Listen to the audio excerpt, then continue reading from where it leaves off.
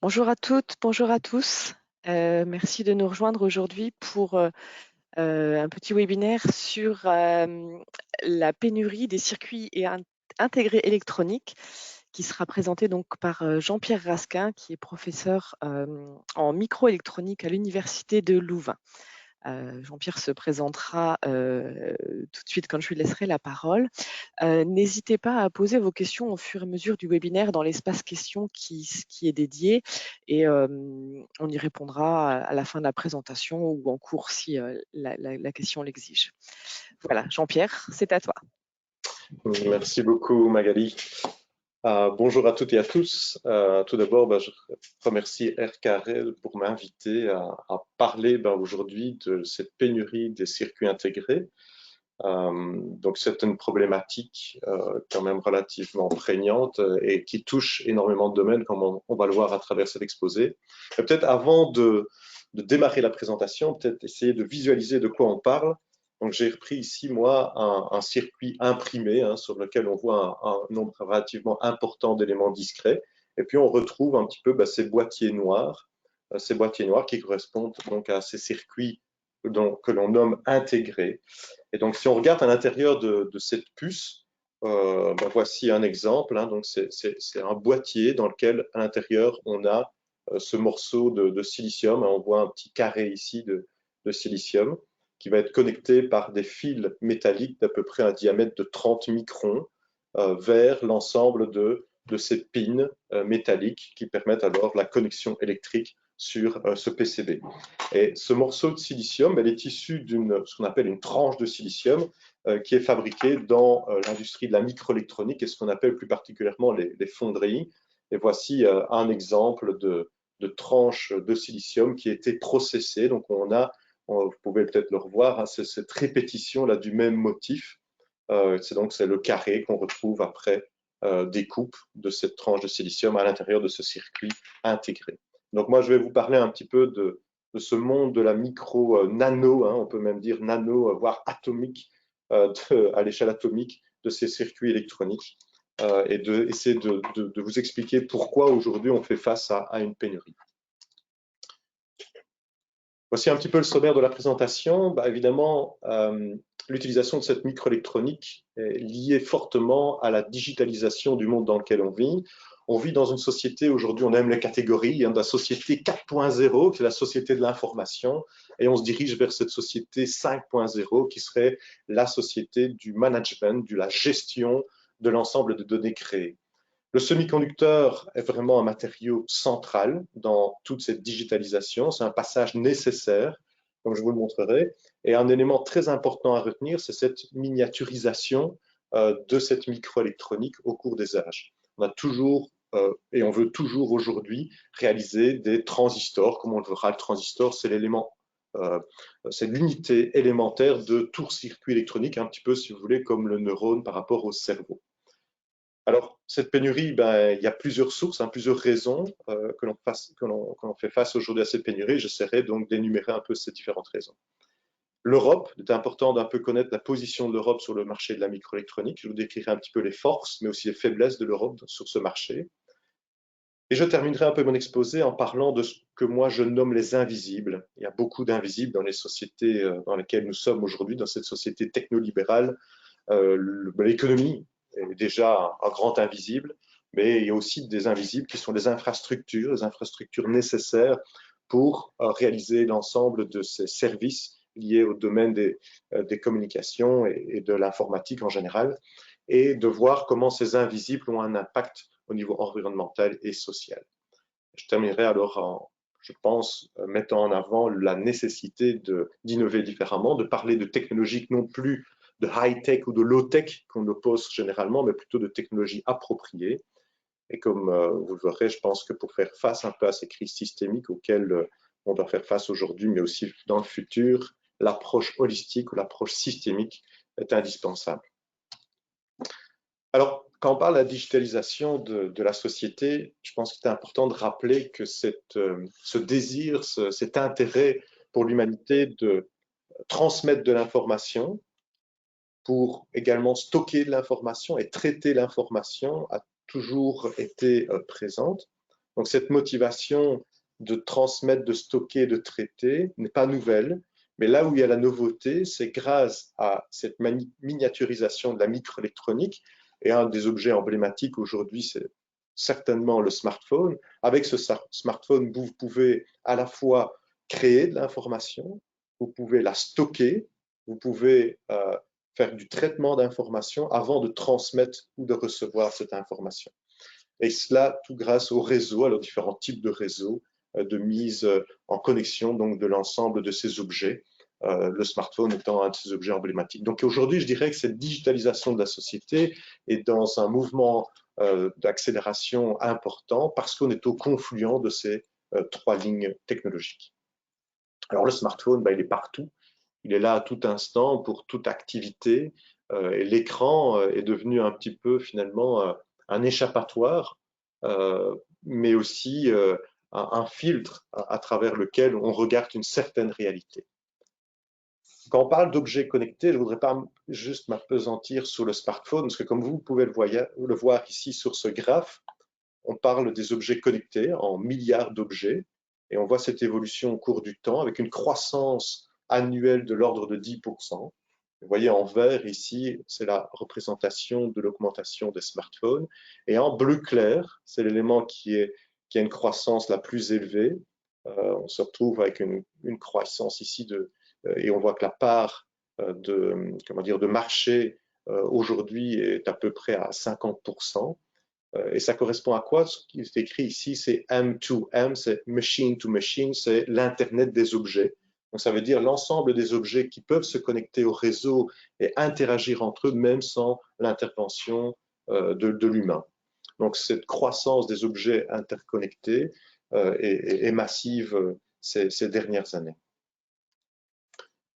Alors, derrière tout ça, il y a cette évolution de la société. Je vous le disais dans l'introduction, on est dans la société 4.0, la société de l'information. Vous voyez qu'on vient de loin, hein, sur l'échelle du temps, à 5 millions d'années, on aime catégoriser un petit peu les sociétés dans lesquelles on évolue.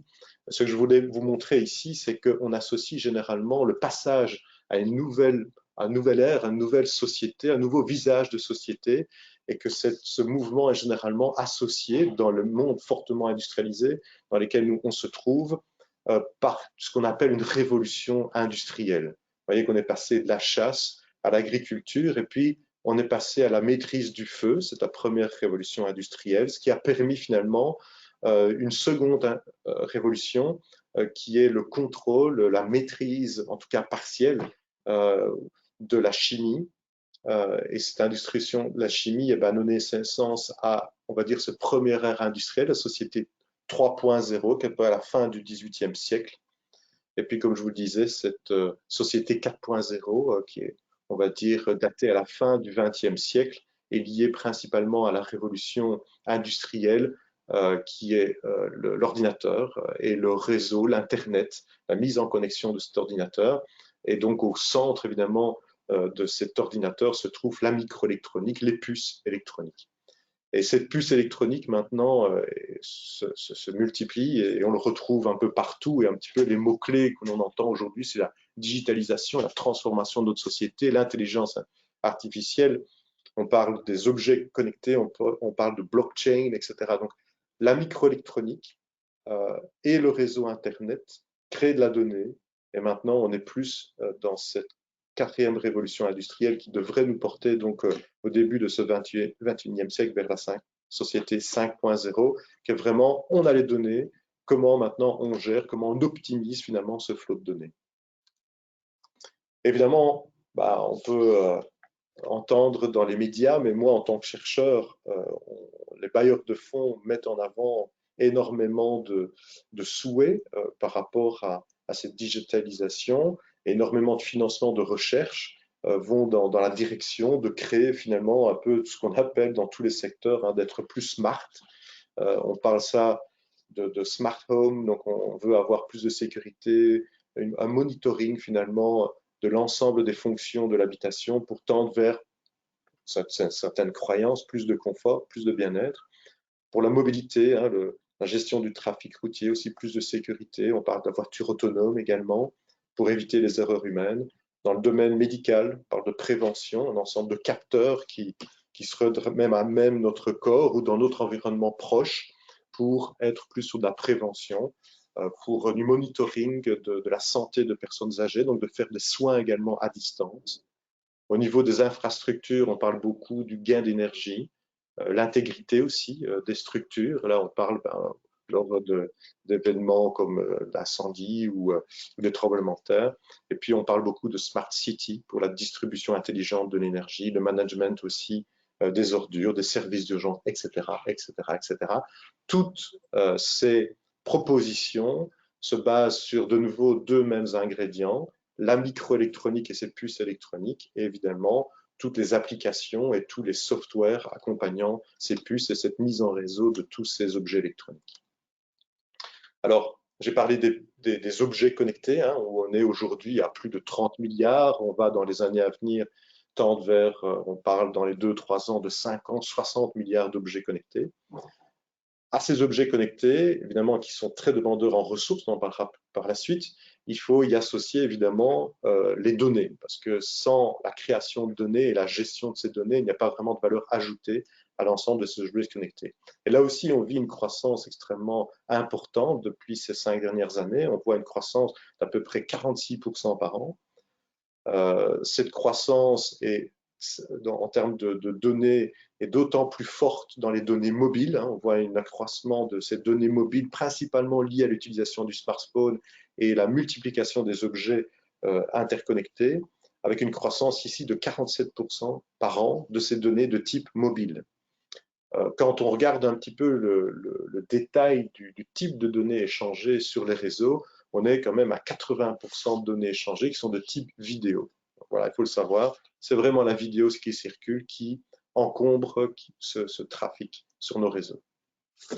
Alors, pour arriver à l'ensemble de ces objets connectés qui sont de taille extrêmement petite aujourd'hui, qui consomment par unité, par objet, finalement très peu d'énergie, et avoir ce trafic de données extrêmement dense, quel est l'objet, quel est le hardware, quel est le matériel nécessaire pour arriver à cet exploit?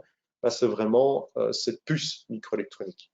Déjà, j'aime prendre cet exemple du premier ordinateur, en tout cas, on peut le qualifier comme ça, hein, premier ordinateur, l'ENIAC, donc en 1945, à la fin de la Seconde Guerre mondiale, où cet ordinateur composé principalement de tubes à vide, hein, vous voyez, 18 000 tubes à vide, donc qui est ce transistor, hein, de nouveau, c'est cette unité élémentaire de l'ordinateur. Et on avait, bon, ben voilà, c'est une image un petit peu ici de cet ordinateur, et qui avait une masse de 27 tonnes. La réduction de taille, on voit ici ces charmantes dames qui tiennent ces premiers exemples d'ordinateurs qui étaient dans cette réduction déjà de taille, toujours avec une technologie ici à gauche avec des tubes à vide. Et puis on voit donc de nouveau encore ici des tubes à vide. Et puis on passe ici à du circuit qui sont plus intégrés pour arriver ici à une solution où on passe dans les années 60 à l'utilisation des matériaux semi-conducteurs. Donc, c'est vraiment le passage du tube à vide au semi-conducteur. Donc, un des semi-conducteurs les plus utilisés aujourd'hui, et à 98% de toute notre électronique aujourd'hui, se base sur ce type de plaque. Et c'est une plaque ici d'une épaisseur d'à peu près 700 microns de silicium. Évidemment, le silicium, c'est le matériau de base, mais au-dessus de celui-ci, comme on va le voir, on utilise bien d'autres matériaux. Donc, c'est vraiment le passage du tube à vide à cet élément solide ici, qui est ce silicium, qui a permis la réduction de taille. Alors, juste pour illustrer, quand on parle de transistor, on parle de quoi? C'est pas compliqué à comprendre, c'est vraiment, donc comme je vous disais, l'unité de base de tout circuit électronique. Et si on regarde un circuit électronique de type digital, la fonction de base, c'est quoi? C'est que le courant passe à certains endroits et ne passe pas à d'autres. Donc, c'est-à-dire qu'on va créer des 1 logiques et des 0 logiques. Et le transistor MOSFET, le transistor effet de champ, est vraiment le transistor le plus populaire, où vous voyez ici l'entrée du transistor, c'est ce qu'on appelle la source, la sortie du transistor, c'est ce qu'on appelle le drain, et finalement, ce qu'on va essayer de faire, c'est par ce qu'on appelle la grille, donc l'électrode de grille, en fonction du potentiel, donc une tension électrique appliquée sur cette grille, on va pouvoir accepter ou pas le passage d'électrons, donc de charges électriques, entre l'entrée et la sortie. Si je mets une tension positive, par exemple, sur ce transistor ici de 1 volt, je vais autoriser le passage d'un courant électrique. Si je mets 0 volt sur cette tension, je vais refuser le passage de ces électrons. Et donc, c'est ça l'idée d'un semi-conducteur. En fonction de la tension appliquée, il va être soit un isolant électrique, soit il va être un conducteur. Et donc ce transistor, c'est l'élément de base et le grand défi a été de réduire la taille géométrique de celui-ci. Il faut savoir que les tout premiers transistors fabriqués, ils avaient des tailles de plusieurs centaines de micromètres. Donc c'est la longueur caractéristique, vous voyez, L ici, c'est cette longueur de grille, donc c'est-à-dire entre l'entrée et la sortie du transistor, on parlait par exemple dans les tout premiers transistors de l'ordre de 200, 300 microns de long.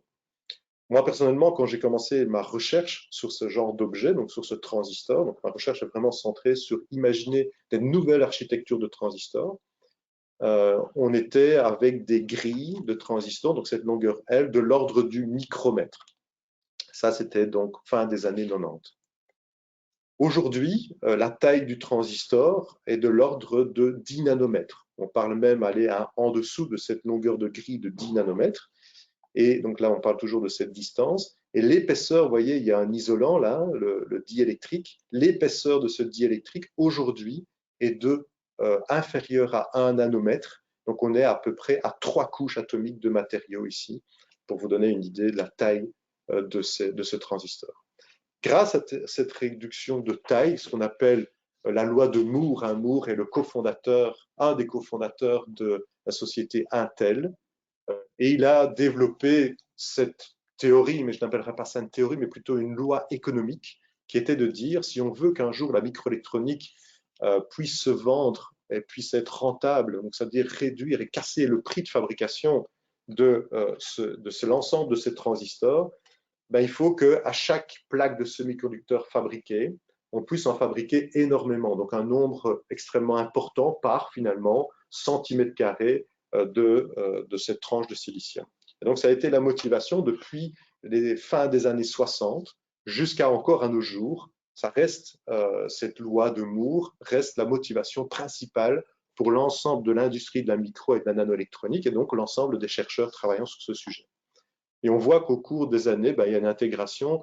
L'ordre de grandeur s'est multiplié par 2, la densité d'intégration, donc la réduction de taille, tous les 18 mois. Et c'est ce qu'on a respecté à peu près pendant maintenant plus de 60 ans dans ce domaine de la microélectronique. Et on voit qu'aujourd'hui, les microprocesseurs que vous avez dans vos ordinateurs, les dernières générations sortant par exemple de chez TSMC, de chez Intel, en réalité, l'étiquette ça va être Intel, mais c'est fabriqué à Taïwan, on est avec 60 milliards de transistors. Pour les mémoires, c'est là 500 milliards de transistors. En sachant, par exemple, juste pour vous donner un ordre d'idée de ces nombres, le nombre d'étoiles dans notre galaxie est de 400 milliards. Et on arrive à mettre ces 500 milliards de transistors pour les mémoires sur à peu près 1 à 2 cm carrés de semi-conducteurs. Alors, pour arriver à cet exploit technologique, il y a une pression énorme sur l'utilisation des matériaux. Juste ce tableau périodique, le tableau de Mendeleïev, pour ceux qui ont fait un peu de chimie, ça doit vous rappeler quelque chose. Dans les années 80, on arrivait à réaliser un transistor à l'aide de l'ensemble de ces matériaux, donc une petite douzaine de matériaux. On voit bien sûr le silicium, qui est toujours aujourd'hui l'élément central de la fabrication de ces circuits électroniques. Et puis, bon, je ne vais pas passer tout en revue, mais le bore, le phosphore pour le dopage, pour transformer déjà ce semi-conducteur en un élément beaucoup plus conducteur. Et puis, on utilise l'aluminium pour l'interconnexion métallique entre ces différents transistors, etc. Dans les années 90, c'est là où j'étais en études d'ingénieur. Mais là, on était déjà à une réduction de taille, je vous le disais, on est passé de plusieurs centaines de microns à la taille du micron pour le transistor.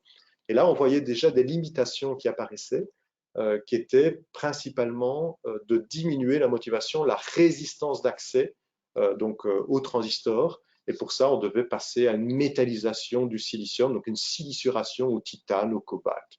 Voilà les éléments qui ont été rajoutés. Mais là, j'insiste là-dessus, c'est regarder le passage maintenant des années 90 à l'année 2000.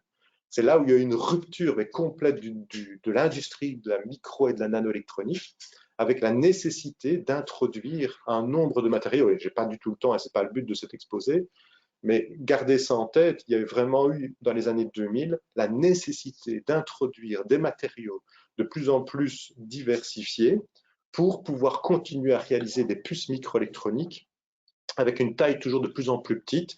Et ça, c'est lié à un ensemble d'effets quantiques dans les matériaux, dans les semi-conducteurs, où il était nécessaire, pour conserver la qualité de ceux-ci, d'introduire un ensemble de nouveaux matériaux. Voilà, pour ceux qui ont des intérêts dans le domaine, on pourra en parler par la suite.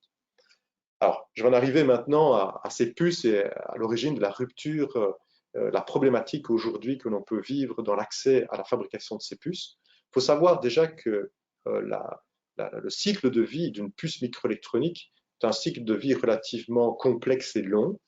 On démarre toujours par une étape de recherche et d'innovation, que ce soit au niveau des matériaux, que ce soit au niveau du design de ces circuits électroniques. Donc ça, c'est la première phase. On arrive à la conception donc d'un microprocesseur, à l'architecture, si vous voulez, du microprocesseur, d'une mémoire ou d'un circuit électronique nécessaire dans le domaine des télécommunications ou pour de l'électronique de puissance. Donc, il y a vraiment énormément, ou pour la réalisation d'un capteur nanométrique, c'est dans cette phase de conception. Puis on arrive à la phase de fabrication en tant que telle, donc de pouvoir fabriquer cette tranche de semi-conducteurs avec l'ensemble de ces circuits. Et c'est donc c'est la phase 3, la fonderie, et qui est aujourd'hui d'ailleurs le point, le nœud névralgique et l'origine principale de ces pénuries se trouve à ce niveau des fonderies.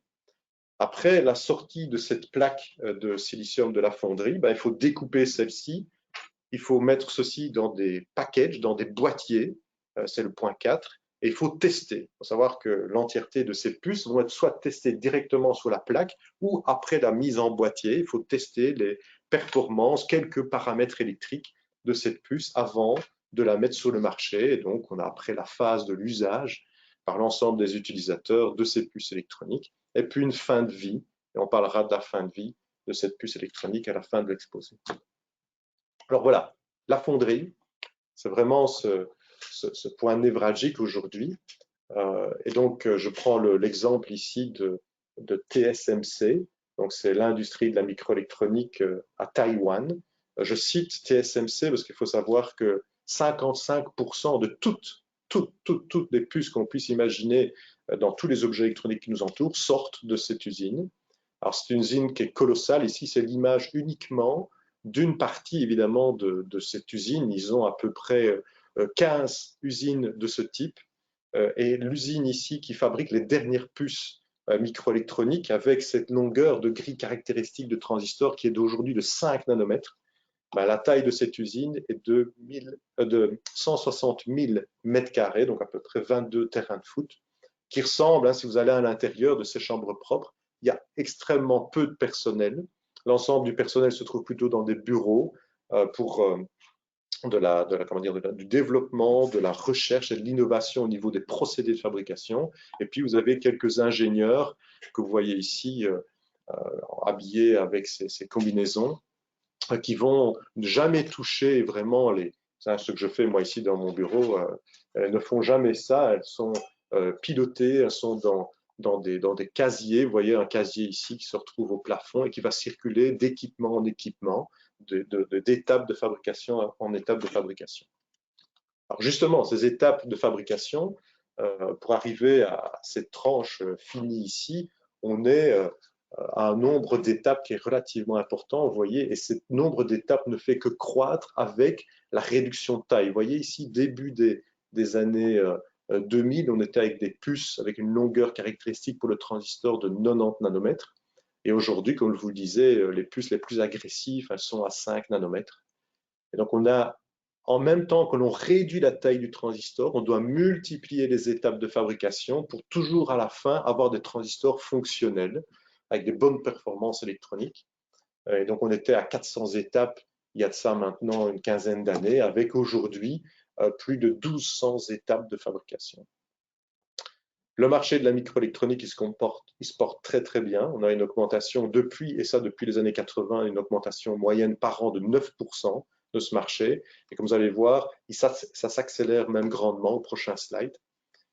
Et donc, un premier point ici quand même important déjà à souligner, c'est qu'il y a une complexité du process euh, qui s'accompagne avec des ventes toujours de plus en plus élevées de ces puces. Et ça fera partie de la dernière, des derniers messages que je veux partager avec vous à la fin de mon exposé. Mais voilà, il faut le savoir, l'empreinte énergétique de la microélectronique est une augmentation de 16% par an, alors que si on regarde les accords de la COP de Paris, on devrait, chaque activité industrielle devrait diminuer de 5% par an. Donc là, il y a vraiment un problème lourd à résoudre au niveau de ce domaine de la microélectronique, parce que c'est une société, une entreprise, un marché qui est relativement impactant sur notre environnement.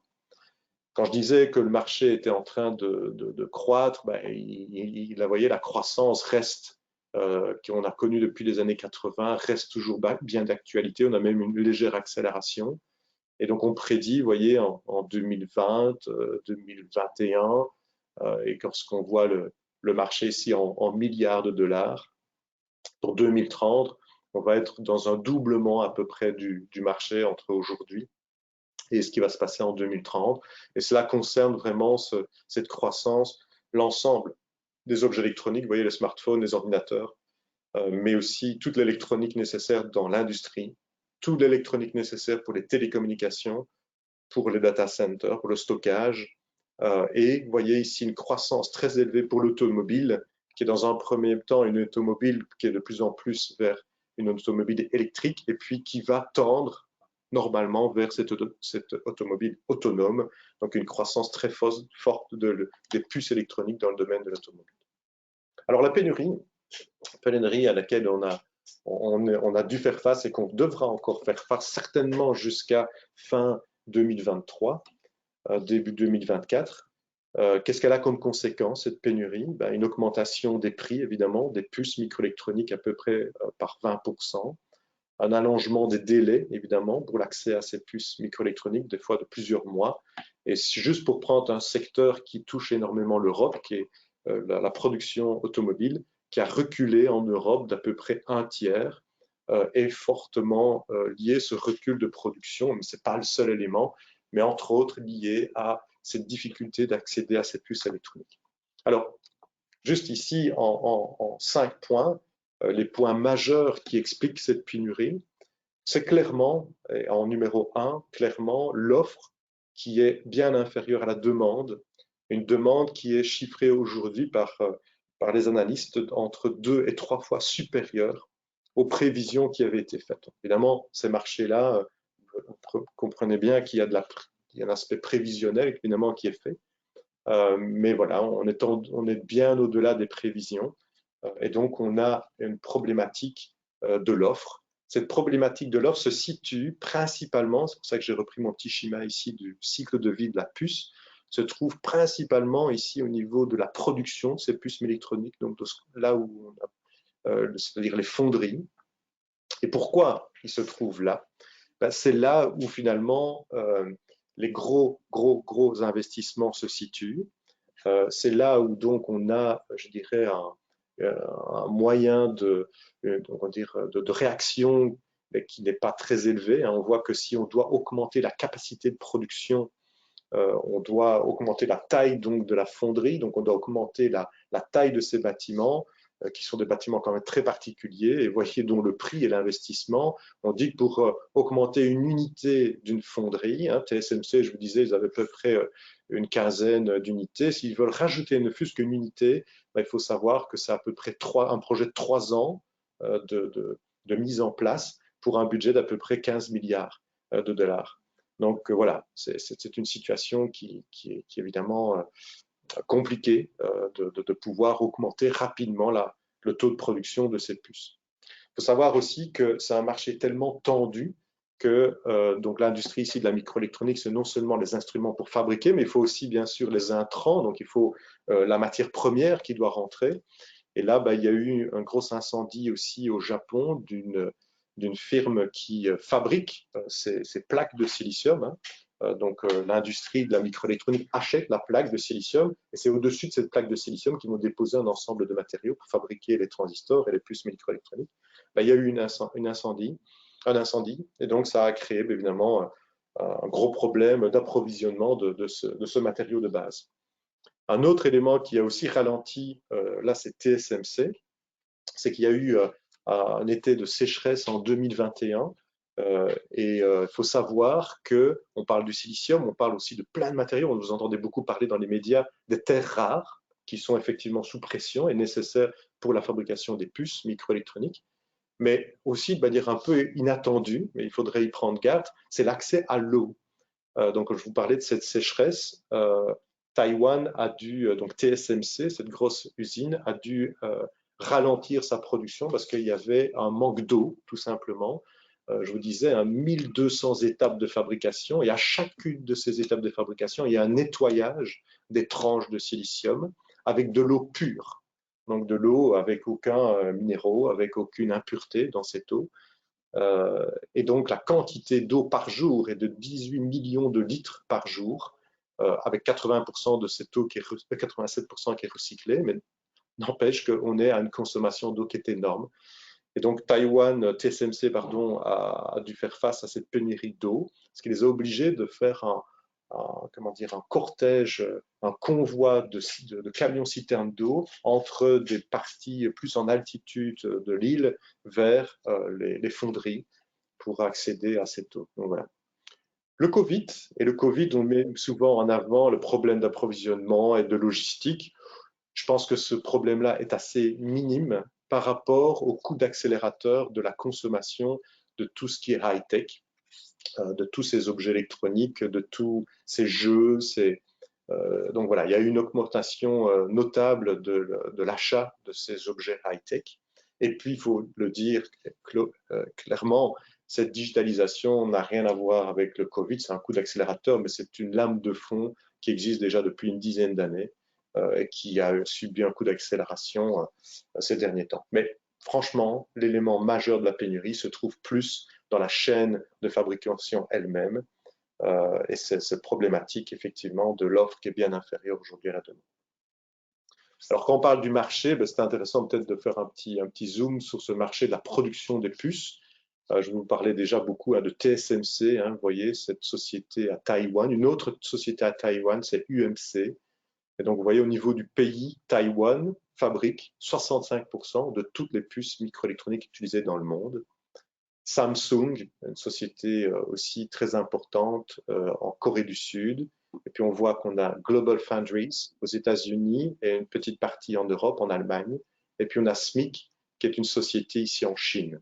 Et puis, voilà, on a le reste du monde où là, on retrouve l'Europe avec ST Microelectronics, Infineon, INXP, qui sont de taille beaucoup, beaucoup plus petite que ces mastodons asiatiques. Donc, vous voyez finalement la répartition Taïwan, Corée du Sud, et on a la majeure partie donc, de ces micro-puces qui sont réalisées en Asie aujourd'hui, avec une montée de la Chine et l'Europe qui se dit qu'il serait peut-être temps de réinvestir dans cette industrie qui est évidemment fortement stratégique. Alors, est-ce que ça a toujours été le cas? Donc, cette forte, vous voyez, c'est la situation ici en 2020, c'est le pourcentage donc de la production de microélectronique dans ces différents pays ou continents. On voit que les prédictions pour 2030 à investissement constant, on se retrouve avec une domination de la Chine, de Taïwan et de la Corée du Sud. Vous voyez qu'ici, on a les 3/4 de la production des puces microélectroniques qui seraient situées ici en Asie. On n'en est pas loin déjà aujourd'hui. Et aujourd'hui, en Europe, on est avec 9% des puces microélectroniques produites. Ça n'a pas toujours été le cas, comme je le disais. Si on regarde ici dans les années 90, on voit que l'Europe était vraiment le leader de production de ces puces microélectroniques avec 44%. Et également les États-Unis, c'est vraiment les deux grands perdants, si on peut dire. Donc c'est vraiment un transfert de ces usines européennes et américaines vers l'Asie. Et ça pour de multiples raisons. Mais une des grosses raisons, c'est l'impact environnemental de ces usines. On a vraiment exporté en Europe de manière massive toute l'industrie polluante Donc c'est pour ça que je parle aussi de ces invisibles, hein. On ne voit plus, ces industries polluantes, elles se retrouvent en Asie. Alors maintenant, si on regarde la microélectronique, évidemment, c'est un marché, comme je vous l'avais vu, dans la chaîne de valeur très éclatée, mais aussi en termes de nœuds technologiques. Ce qu'on appelle les nœuds technologiques, c'est la dimension, de nouveau, on revient à cette dimension critique du transistor. Il faut savoir aujourd'hui qu'on n'utilise pas que des transistors des tailles les plus avancées, hein. Les tailles les plus avancées, je vous disais, 5 nanomètres. Et le 5 nanomètres est uniquement produit aujourd'hui, hein, vous pouvez retenir ça, uniquement produit par deux entreprises, TSMC à Taïwan et Samsung en Corée. C'est les deux seuls, c'est ces deux blocs rouges ici, qui ont le monopole pour ces microprocesseurs avancés qu'on retrouve dans les smartphones, dans les PC, dans les consoles de jeux. Donc voilà, deux grandes entreprises qui fabriquent ça. L'ensemble des autres nœuds, vous voyez, les autres nœuds, c'est quoi? C'est du 100, même supérieur à 180 nanomètres, du 40 nanomètres, du 20 nanomètres, du 10 nanomètres. On retrouve ces technologies un petit peu distribuées sur les différents pays ou continents repris ici. Et juste pour pointer ici l'Europe, vous voyez, il est à 9% sur la production totale de ces plaques de semi-conducteurs, de puces.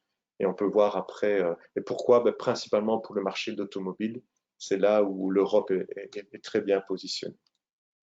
Donc voilà, je reprends cette chaîne de valeur qui est morcelée en termes d'activité, mais aussi en termes géographiques, comme je le disais. Donc là, où sont les champions sur cette chaîne de valeur dans la microélectronique? Clairement, au niveau de l'innovation, au niveau de la recherche fondamentale et de l'innovation, c'est-à-dire des brevets, clairement, le numéro 1, c'est l'Europe, le 2, c'est les États-Unis.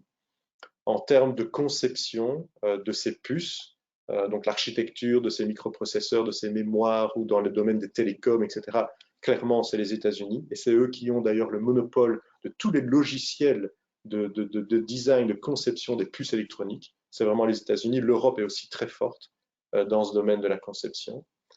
Et puis, par contre, on ne retrouve pratiquement plus l'Europe et les États-Unis dans le reste de la chaîne de valeur. On retrouve vraiment l'Asie, comme vous l'avez vu, pour la fonderie. On retrouve l'Asie de nouveau pour l'aspect du packaging, c'est principalement dans les Philippines, Vietnam, Singapour, Taïwan, Chine, pour la mise en boîtier de ces puces et pour le test de ces puces. Et puis évidemment, l'utilisation, l'usage de toutes ces puces maintenant se trouve à l'échelle mondiale. Et puis, on arrive à la fin de vie de ces puces, ou comme je vais le présenter à la fin de mon exposé, c'est vraiment devenu une problématique principalement dans les pays des Suds, donc l'hémisphère sud, qui ne profite que très très peu de cette digitalisation. Donc c'est un peu la double peine, hein. Ils ne profitent pas de la digitalisation, mais ils profitent de nos déchets électroniques en fin de vie.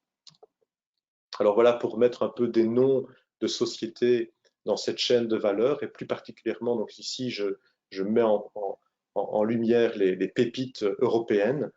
Comme je le disais, vraiment leader au niveau recherche fondamentale et innovation, l'Europe, avec l'ensemble de ses universités, et plus particulièrement un certain nombre d'universités. IMEC, donc c'est le centre de recherche ici à Leuven, donc à 20 km de Louvain. Le CEALITI à Grenoble, Fraunhofer Institute, qui sont distribués vraiment en Allemagne. C'est vraiment, vraiment le top mondial, c'est ces centres de recherche en microélectronique et ils sont tous en Europe. On retrouve après alors des fournisseurs de matériaux dans le domaine des semi-conducteurs, Soitec en France, Siltronics en Allemagne, en France. Les équipementiers, donc il faut savoir que l'industrie de la microélectronique, on a besoin, comme vous avez vu sur l'image, d'un certain nombre d'équipements très spécifiques. Donc les équipementiers, un que je veux absolument citer, c'est ASML, c'est une société aux Pays-Bas, qui sans elle, aucune puce 5 nano, voire en 2025 3 nano, aucune puce ne pourrait être fabriquée. Ils ont le monopole de ce qu'on appelle l'étape de lithographie qui est nécessaire pour définir donc ces tailles nanométriques. C'est la seule société au monde qui fait ce genre d'équipement. Ces équipements, ça se chiffre à plusieurs dizaines de millions d'euros, hein, un équipement. Donc voilà, c'est très important. C'est Pays-Bas, ici Bosch aussi, énormément d'équipements incontournables. Bosch, Siemens, ça, donc l'industrie allemande est très présente en termes d'équipements de fabrication, etc. et d'autres sociétés.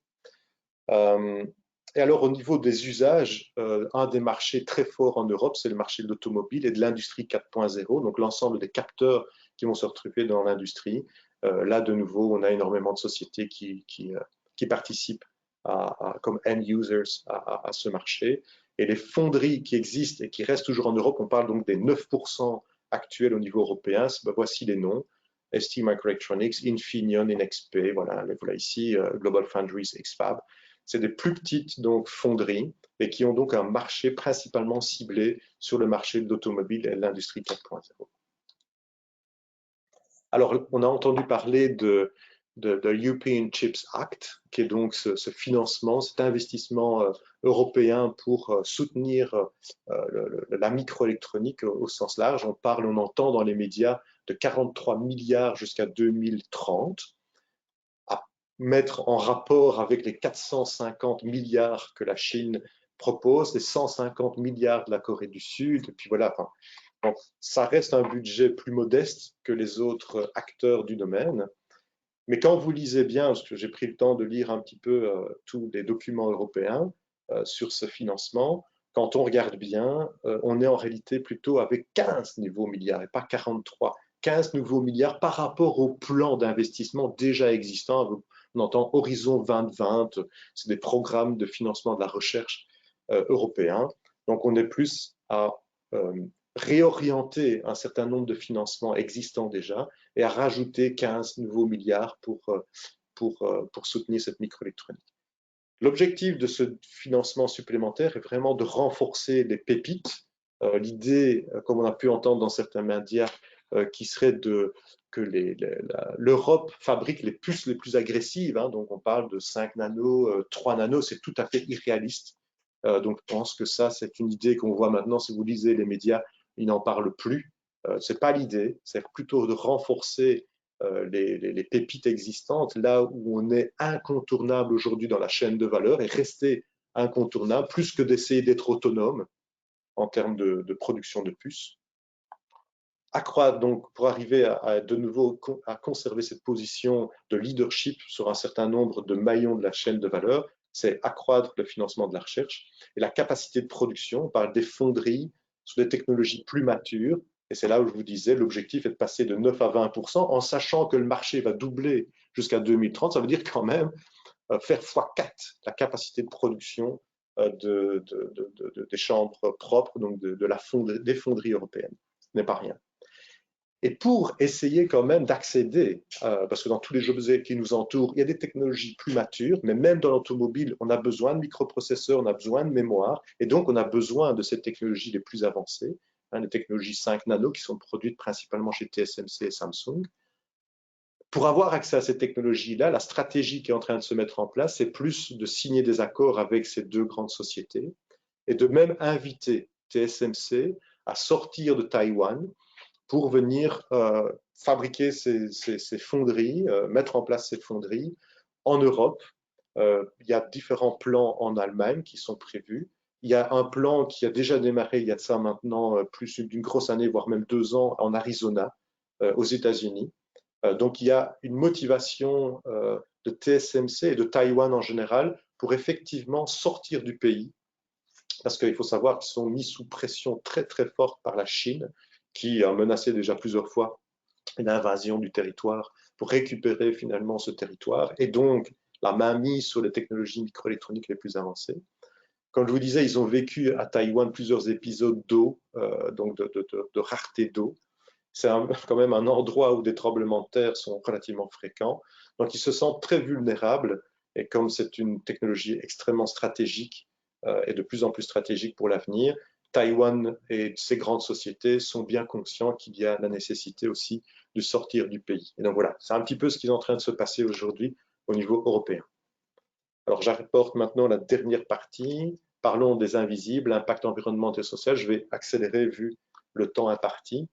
Juste, j'ai déjà un peu mentionné, les objets, c'est la partie émergée du système. Il faut penser aux infrastructures, c'est-à-dire le réseau, les data centers. Le trafic est en augmentation croissante de données. Il faut savoir que derrière tout ça, il y a l'utilisation de ressources. Quand j'entends des personnes qui disent on va vers la digitalisation et une dématérialisation de la société, c'est archi faux. On n'a jamais consommé autant de matériaux qu'aujourd'hui. Et ça se traduit évidemment par des gaz à effet de serre. Pourquoi? Parce que notre économie, quelle qu'elle soit, quelle que l'industrie, elle est toujours basée à 80% aujourd'hui sur les gaz, sur les énergies fossiles.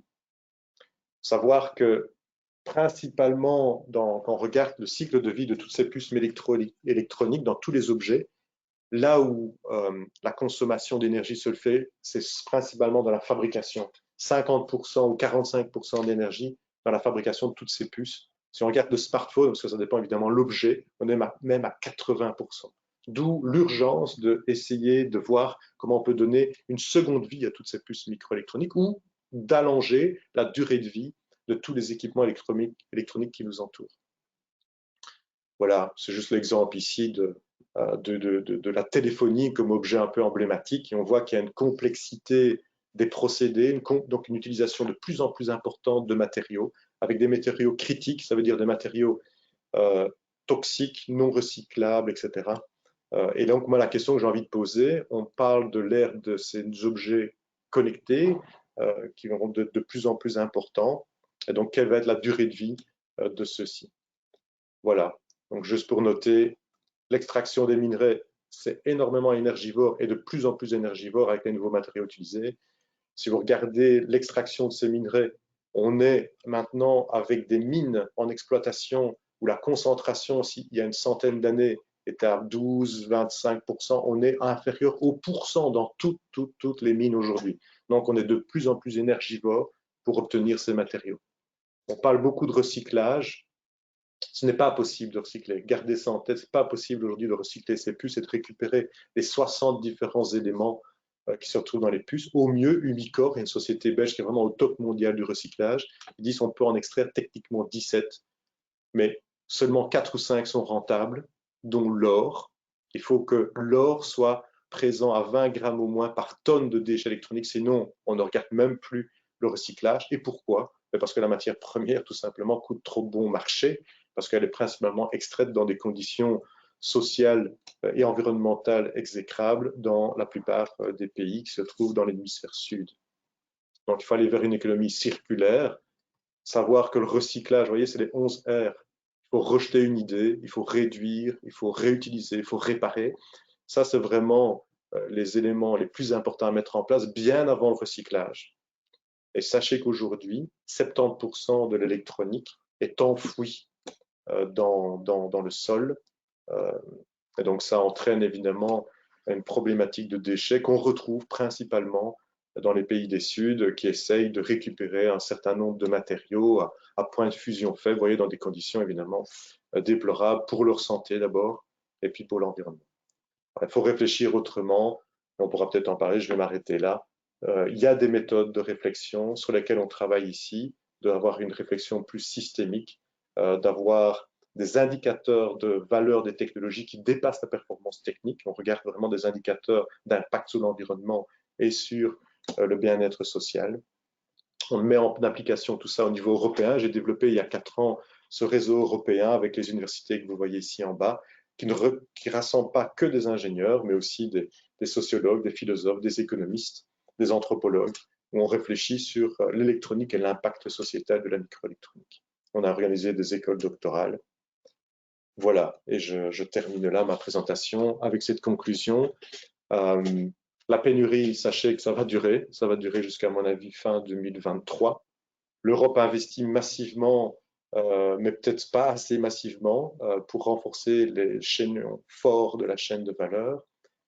Indispensable de réfléchir à une transition dans le domaine, et on parle plus de l'électronique modulaire, on travaille là-dessus ici dans nos équipes. On en a besoin criant d'objets de simulation pour calculer le cycle de vie et voir le véritable impact environnemental de l'électronique. Sachez qu'il existe très peu d'outils aujourd'hui. Et il faut absolument sortir de cette finance spéculative, évidemment, et de ce mythe du progrès pour développer une technologie beaucoup plus appropriée. Et sachez que ce qui a marché dans le passé, en tout cas, c'est ces directives législatives qui forcent vraiment le changement au niveau industriel, en tout cas. Et on travaille dans notre groupe de recherche avec des législatives européennes pour aller vers plus de durabilité de ces objets électroniques. Voilà. Merci beaucoup pour votre attention et désolé pour avoir un peu débordé dans le timing. Merci Jean-Pierre, on voit que tu es passionné.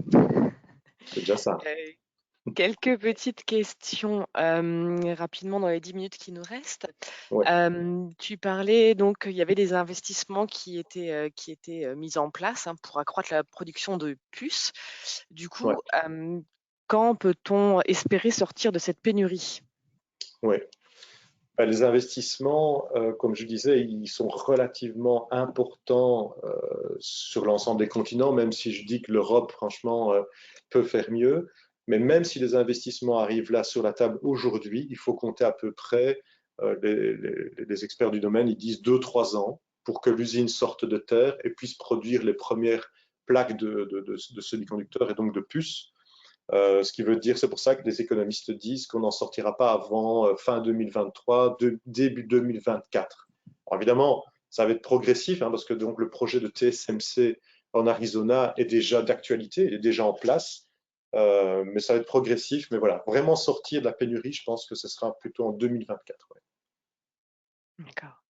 Et autre question, au niveau du recyclage, donc tu disais qu'il était pas possible, voire très peu possible de recycler les puces ou très peu de matériaux, en tout cas sur les puces. Ouais. Qu'est-ce qu'on a comme solution, du coup, si on prend en compte les ressources? Ouais, limité, hein, sur laquelle ouais, on doit composer. Ben, les solutions, c'est ce qu'on appelle une électronique hybride ou modulaire. C'est l'idée de voir un peu ça comme un puzzle.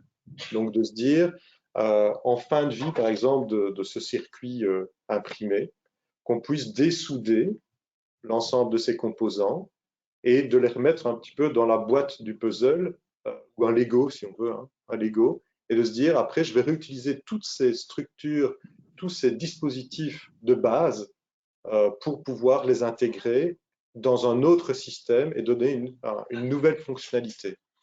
Fairphone, si vous connaissez, Fairphone, c'est une société aux Pays-Bas qui développe des smartphones qui sont basés sur ce principe où on retrouve un ensemble de blocs qui sont non pas soudés mais vissés et qui peuvent être démontés facilement par l'utilisateur lui-même pour une réparation ou pour faire un update, un upgrade de certains hardware. Voire, il y a des projets même un peu plus fous. Il y a Puzzle Phone, qui est un projet aussi européen, dans lequel vraiment ce que je le décrivais précédemment, se dire bah, je vais prendre la caméra, la mémoire, je vais prendre le microprocesseur, et au lieu de l'utiliser dans une téléphonie mobile, bah, je vais l'utiliser par exemple pour faire un scanner, pour augmenter la mémoire de mon laptop à la maison, j'en sais rien. Euh, Vraiment se dire que ces objets électroniques doivent être beaucoup plus versatiles et à la limite, un peu comme on peut faire aujourd'hui pour certains produits du design, comment dire, très personnalisé. On pourrait se dire, ben voilà, je vais assembler les blocs qui m'intéressent, les fonctions qui m'intéressent, et pas m'encombrer avec des fonctions finalement que je ne vais jamais utiliser. Donc c'est vraiment cette électronique modulaire, parce que quand vous voyez une puce microélectronique, croyez-moi, ça ne s'use pas. Hein. C'est ça le but. Hein. On est passé des relais électromécaniques à de la physique du solide, où dans 20 ans, dans 30 ans, dans 50 ans, cette puce devrait toujours être fonctionnelle. Donc voilà, il y a un intérêt en tout cas et une évidence dans l'allongement de la durée de vie de ces matériaux. Encore une question, à quel marché les fabricants donnent la priorité pour vendre les quantités limitées justement de Ouais, processeurs? Est-ce qu'il y a un marché genre très bonne l'automobile, question. l'informatique? Ouais. Mais là, on vient alors dans un aspect de géopolitique, donc un aspect. C'est pour ça qu'on a vu que l'automobile a été fortement frappé, peut-être plus que d'autres domaines. C'est vraiment, comment dire, les marchés qui vont être d'abord servis, c'est les marchés, on va dire, plus proximité du marché asiatique. Comme toutes les puces sont produites pratiquement en grosse majeure partie en Asie, c'est clair que c'est le marché asiatique qui est le premier servi.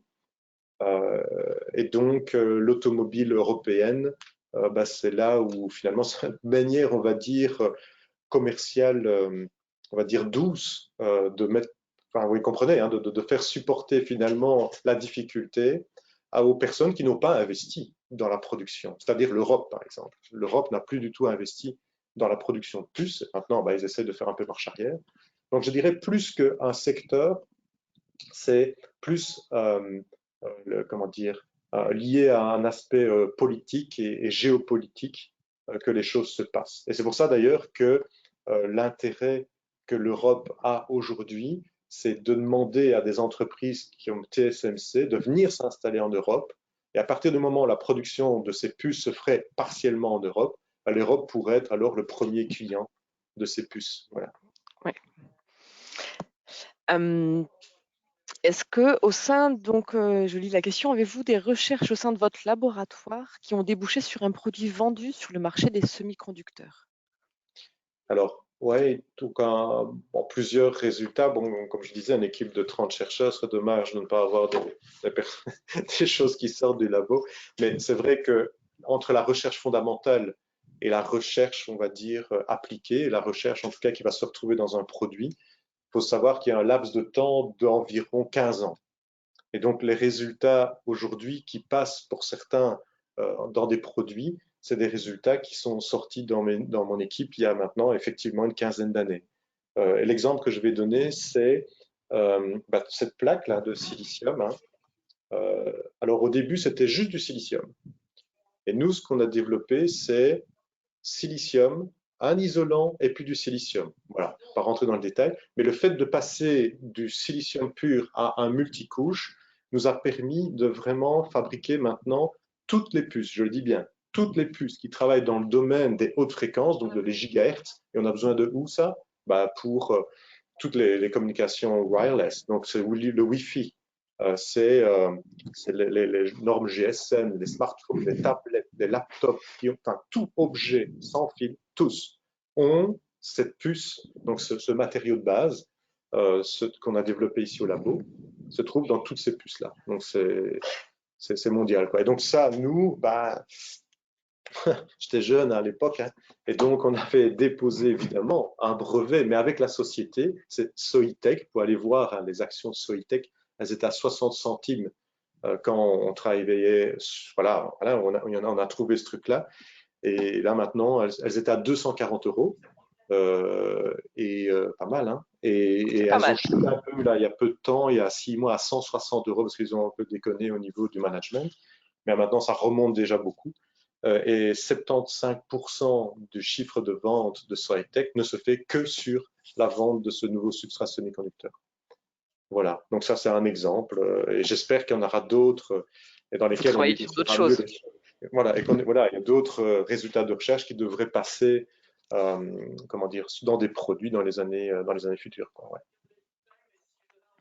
Et donc, toute dernière question dans les 2 minutes qui nous restent. Ouais. Dans la présentation, tu nous parlais donc des puces électroniques, donc 5 nanomètres, qui passera peut-être à 3 nanomètres en 2025, si je me souviens bien de ta présentation. On approche un peu des limites physiques. Est-ce qu'on peut Ouais. encore accroître ce niveau d'intégration? Ouais. Très bonne question. On atteint la limite physique, oui, tout à fait. Donc là, quand on dit en plus 5 nanomètres, en vrai de vrai, ce n'est pas vraiment la longueur du canal, c'est une longueur équivalente, parce que la longueur physique, on est plus à 10-12 nanomètres. Et la longueur 5 nanomètres est plus représentative du degré d'intégration qu'on arrive à avoir dans la puce. Et ce qu'il faut savoir, c'est qu'on ne réduit plus aujourd'hui la taille uniquement dans le plan. Hein, quand vous voyez le transistor, on réduit la taille de grille. Donc ça, c'est dans le plan du transistor. Non, qu'est-ce qu'on fait aujourd'hui? C'est qu'on met des transistors l'un sur l'autre. Donc on fait du stacking, on vient empiler. Donc au lieu d'avoir une seule plaque, je ne vais pas réduire la taille dans le plan, je vais appliquer plusieurs plaques et puis je vais les mettre l'une sur l'autre. Vous voyez? Et donc la puce maintenant, le degré d'intégration, il va dans la troisième dimension. Et donc on arrive aujourd'hui à augmenter l'intégration par cette voie-là, parce qu'effectivement, comme tu le dis, on atteint la limite physique d'intégration classique quoi, dans le plan. Voilà, voilà. Super. Eh bien, merci beaucoup, Jean-Pierre. Merci à Vas-y, tous Magali. d'avoir participé. N'hésitez pas, si vous avez encore des questions, posez-les-nous par email et on les transférera à Jean-Pierre qui se fera certainement un plaisir d'y répondre. Avec grand Voilà. plaisir. Et Merci encore. j'envoie mettre transparent, comme ça. Voilà, parfait. On vous enverra aussi le support de présentation de Jean-Pierre dans le courant de la journée ou au plus tard demain. Voilà, je vous souhaite à tous un bon appétit et une bonne après-midi. Au Merci. revoir. Au revoir à toutes et à tous. Au revoir.